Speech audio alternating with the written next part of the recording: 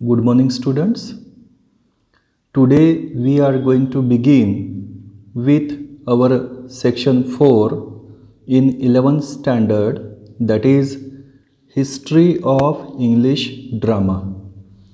Now, History of English Drama, this part is very important for us because we are going to learn the various types, and again we are going to learn the culture of English drama, how it got introduced.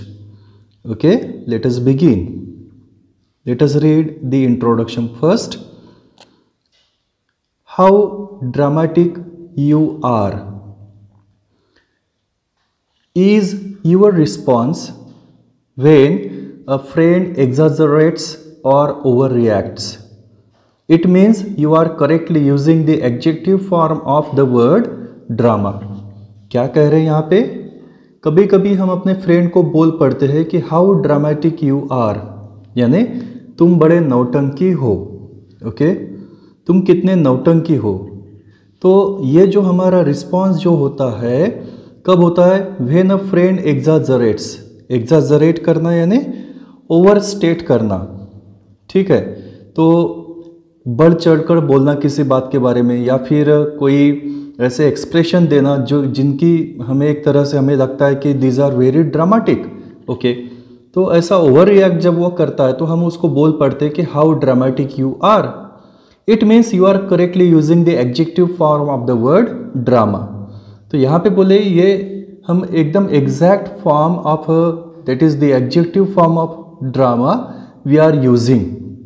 Okay, that is dramatic. यह है adjective form. तो drama is a performance which is essentially loud, exaggerated and larger than life. तो drama बोले एक ऐसी चीज है and it is a performance which is essentially loud.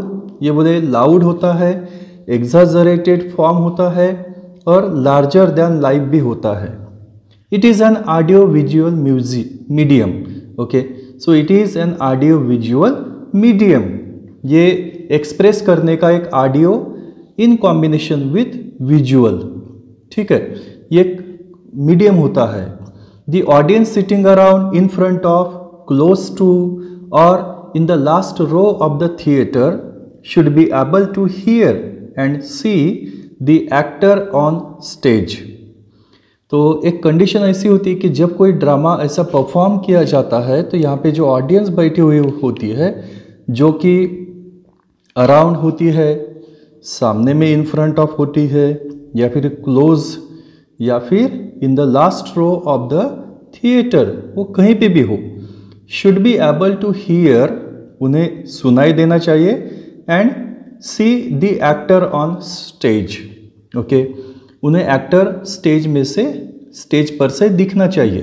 For example, a stage whisper is far louder than a whisper in the real life.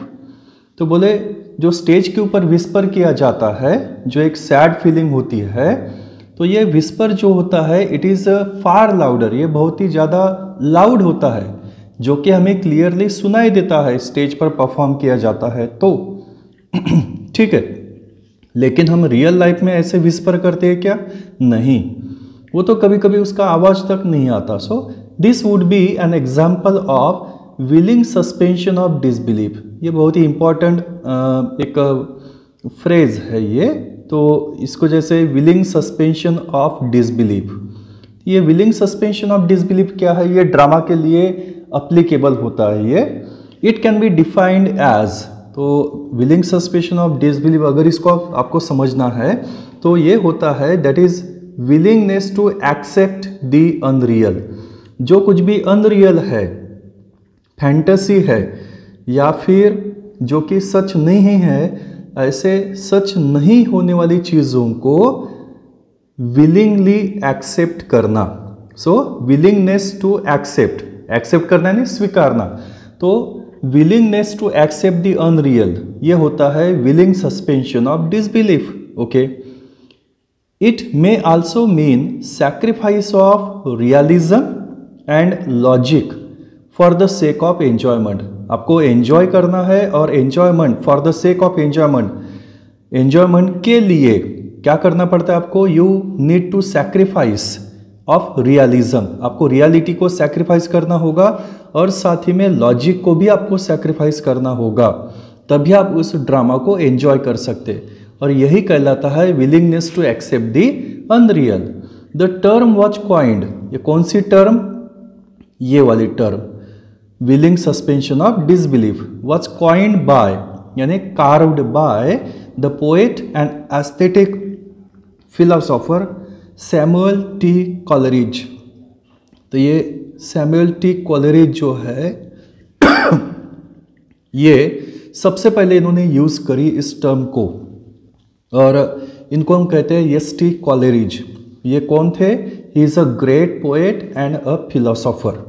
ठीक है, the term often applies to fictional works of, तो fictional that is a kind of fantasy type. ठीक है, तो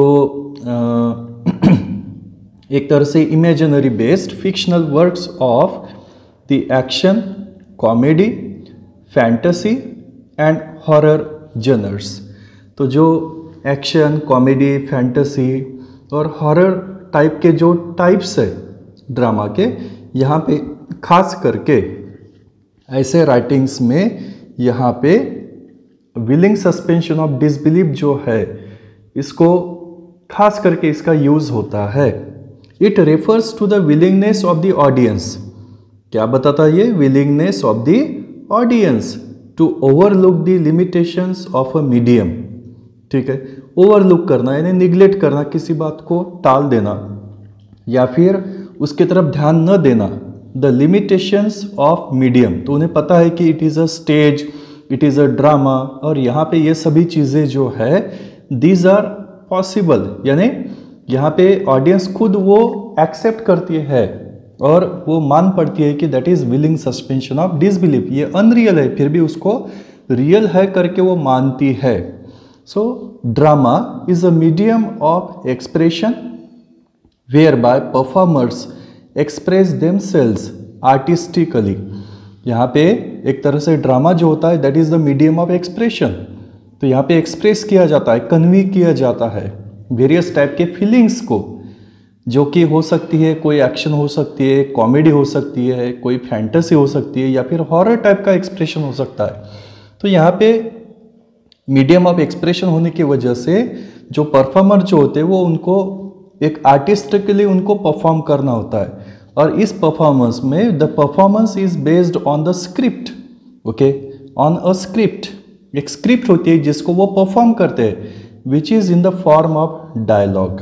script जो होती है वो काय में होती है, it is in the form of dialogue, whereas a story और a novel is written in the narrative form, जबकि उसको डिफरेंट है स्टोरी या फिर नॉवेल जो कि एक नरेटिव फॉर्मेट में बताई हुई होती है। और पोएट्री के बारे में भी बता रहे हैं यहाँ पे, तो पोएट्री जो होती है is a language expressed in rhythm and metre. Poetry को कैसे एक्सप्रेस किया जाता है, रिदम में एक्सप्रेस किया जाता है उसको, और एक मीटर, तो यहाँ पे इयाम्बिक पेंटामीटर होता है, ऐसे ही अलग अलग टाइप के मीटर होते हैं। तो इस तरह से सेट ऑफ द वर्ड्स ये मीटर ठहराता है। तो यहाँ पे कॉम्बिनेशन जो रहता है वर्ड्स का ये मीटर कहलाता है। तो यहाँ पे अलग अलग रिदम और मीटर से पोएट्री बनती है। Okay, drama is the specific mode of fiction represented in performance, लेकिन ड्रामा जो होता है उसका परफॉर्मेंस होता है। So there are various types of drama, it can be a play, opera, mime and ballet. तो प्ले हो सकता है, एक ड्रामा हो सकता है, ओपेरा हो सकता है। तो ओपेरा क्या होता है, a drama set to music, okay, a drama that is set in a form of music, okay, musical performance होता है ये माइम। तो माइम क्या होता है, a performance using gestures and body movements without words. यहाँ पे वर्ड्स का इस्तेमाल नहीं होता, बल्कि यहाँ पे कुछ जेस्चर्स और बॉडी मूवमेंट से इनको एक्सप्रेस किया जाता है, ये परफॉर्मेंस दिया जाता है। और बाद में आता है बैले। तो बैले जो होता है उसमें बैले क्या होता है, it is a performance by the trained dancers, ठीक है। तो are performed in a theatre, on radio और ऑन टेलीविज़न। तो अलग अलग फॉर्म्स है ये ड्रामा के, ठीक है। इसके बाद में व्हाट इज़ ड्रामा, यहाँ पे ड्रामा की डेफिनेशन देखेंगे स्टूडेंट्स हम। तो सबसे पहले जो डेफिनेशन यहाँ पे आई है, तो वो डेफिनेशन आई है यहाँ पे व्हाट इज़ ड्रामा। तो यहाँ पे शॉर्टर ऑक्सफोर्ड डिक्शनरी की ये डेफिनेशन आई हुई है, और इस डेफिनेशन में क्या बताया हुआ है, ड्रामा इज़ अ कंपोजिशन, एक ऐसा कंपोजिशन है इन वर्स और प्रोज, ये वर्स में हो सकता है या फिर प्रोज में होता है, to be acted on the stage, जिसको स्टेज के ऊपर एक्ट किया जाता है, in which a story is related by means of dialogue and action, जहाँ पे एक स्टोरी का परफॉर्मेंस किया जाता है with the means of dialogues and action, and is represented with accompanying gestures, costume and scenery as in real life। ये drama की definition बताई हुई है शॉर्टर ऑक्सफोर्ड डिक्शनरी में। एक दूसरी एक डेफिनेशन है, जो definition a glossary of literary terms by M H. Abrams के द्वारा है, और यहाँ पे वो क्या कह रहे हैं, drama is a composition. Drama क्या है, it is a composition designed for performance in the theatre in which actors take the roles of the characters. तो ये बोले इट इज़ अ कंपोजिशन, एक ऐसा कंपोजिशन है that is design for performance, जो performance के लिए बना हुआ है इन द थिएटर, ठीक है।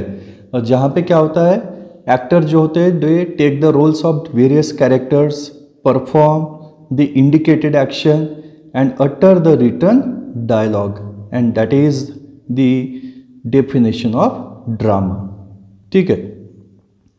इसके बाद में इस लेसन में हमें एलिमेंट्स ऑफ ड्रामा सीखने को मिलेंगे, और what are the various elements of drama, वो है यहाँ पे दिस आर प्लॉट।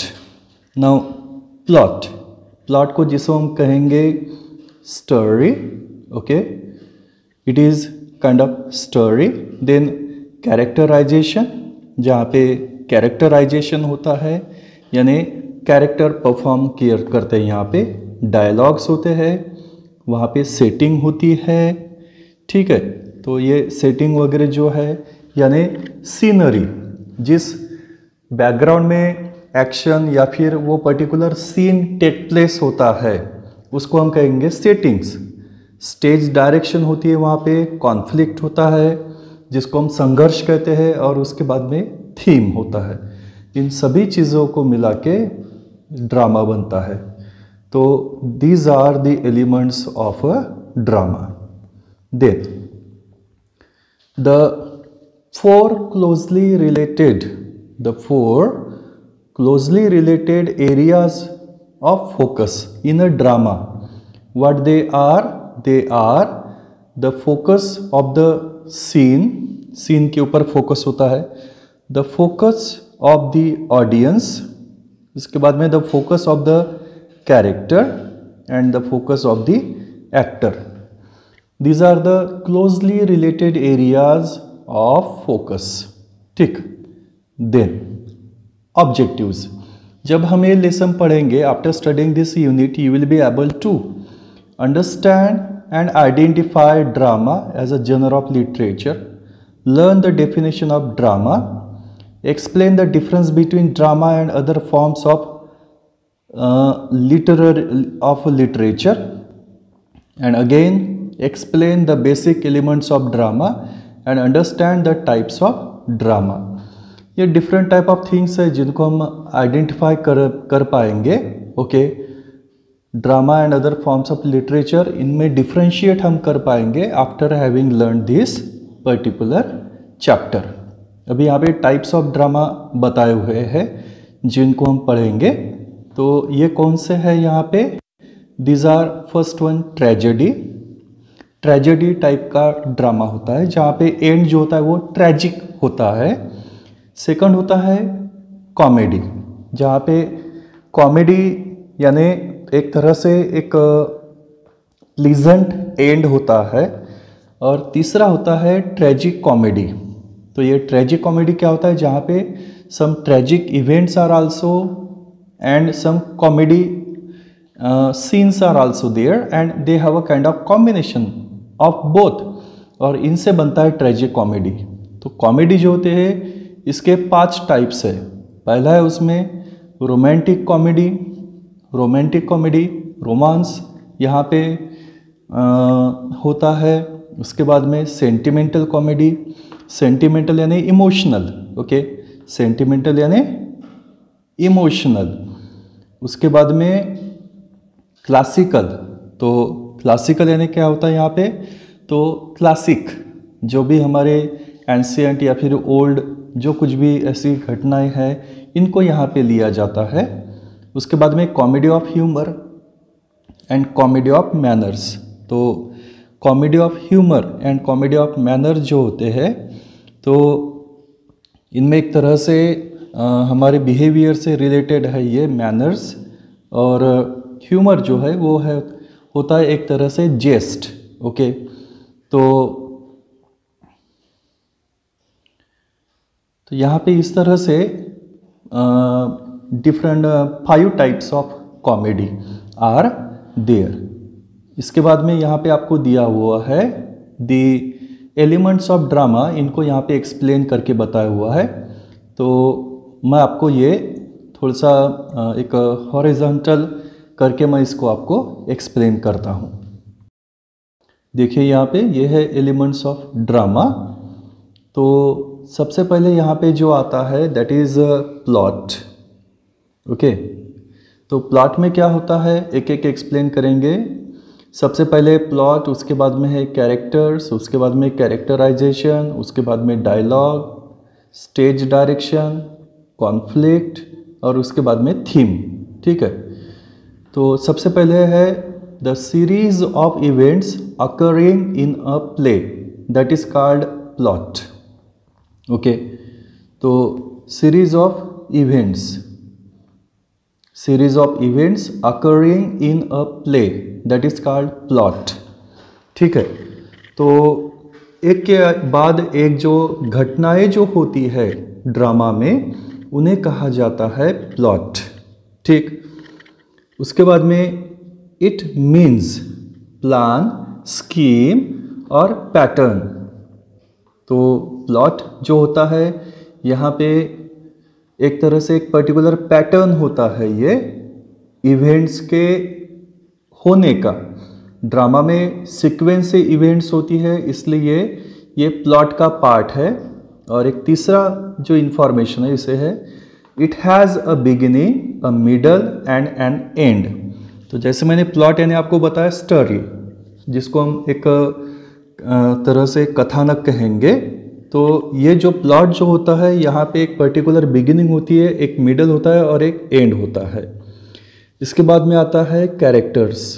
तो the imaginary persons shown in drama, यहाँ पे डिफरेंट टाइप ऑफ कैरेक्टर्स होते हैं और ये इमेजिनरी पीपल होते हैं और ये अपने कुछ डायलॉग्स यहाँ पे बोलते हैं और वो खुद का कैरेक्टर वो एक्सप्रेस करते हैं।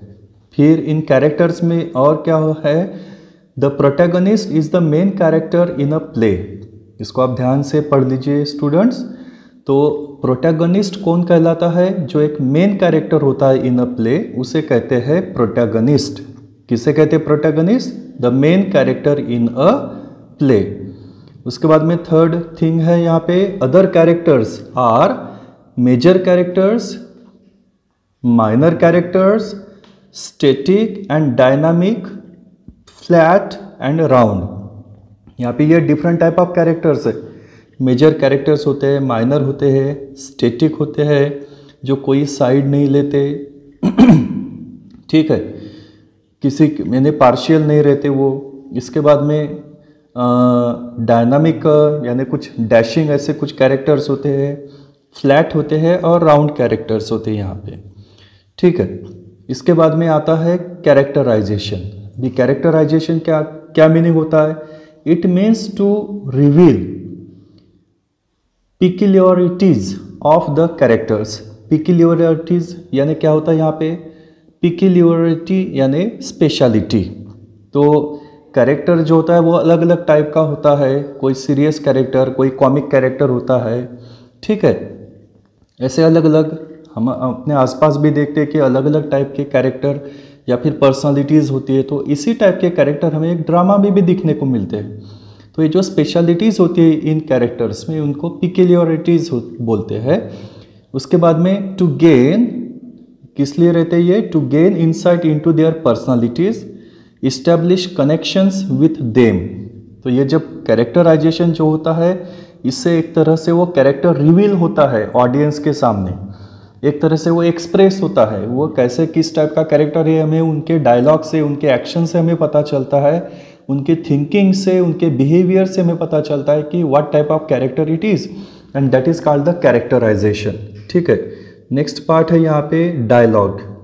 तो डायलॉग क्या होता है? It involves at least 2 speakers. Dialogues क्या होते हैं? तो 2 स्पीकर के बीच में बोले जाने वाले जो डायलॉग होते हैं, जो 2 लोग एक दूसरे से जो बातचीत करते हैं, दैट इज कॉल्ड डायलॉग, ठीक है। इसमें एक मोनोलॉग भी होता है। तो मोनोलॉग क्या होता है? To speak to one self, ठीक है।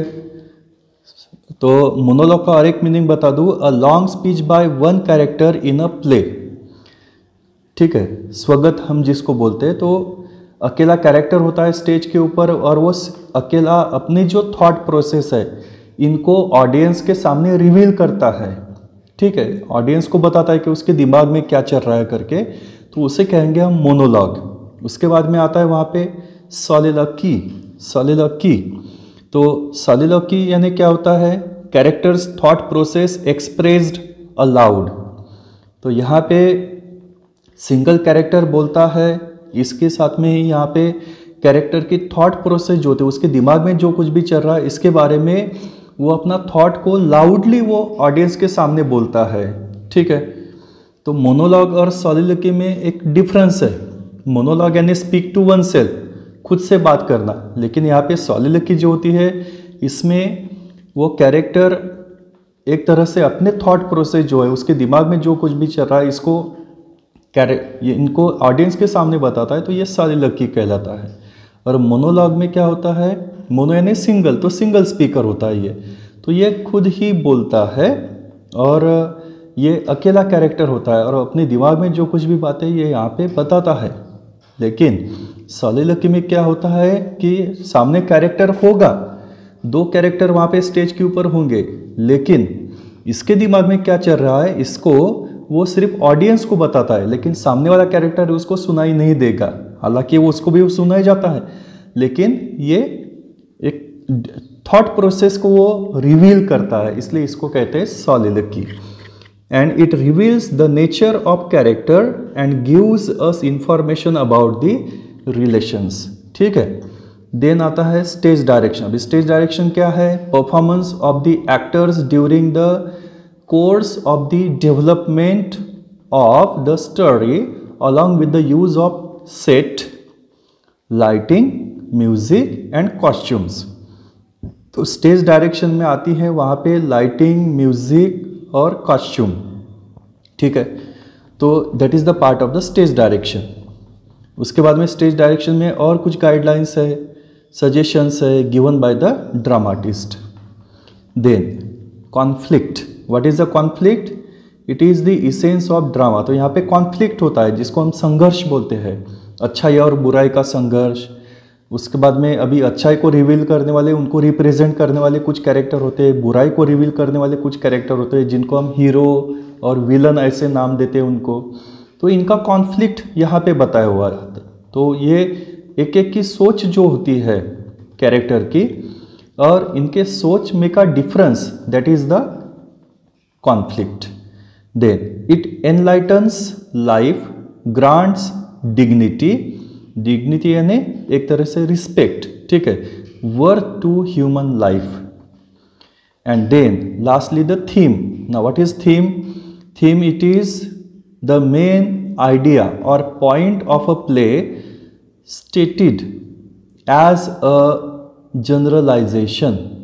तो यहाँ पे एक पर्टिकुलर कंसेप्ट के ऊपर वो ड्रामा बेस्ड होता है, तो इसको हम थीम कहते हैं. What is the theme of a drama, what is the theme of a movie, ठीक है ना. तो ये कंसेप्ट को ये कैरेक्टर्स और डायलॉग्स आगे बढ़ाते हैं और इनको रिवील करता है प्लॉट, ठीक है. तो that is the theme of the drama. These are the various elements of drama, और आई होप कि you have understood. Okay, thank you students. हम बाकी का पार्ट जो है वो नेक्स्ट वॉल्यूम में देखेंगे. Thank you.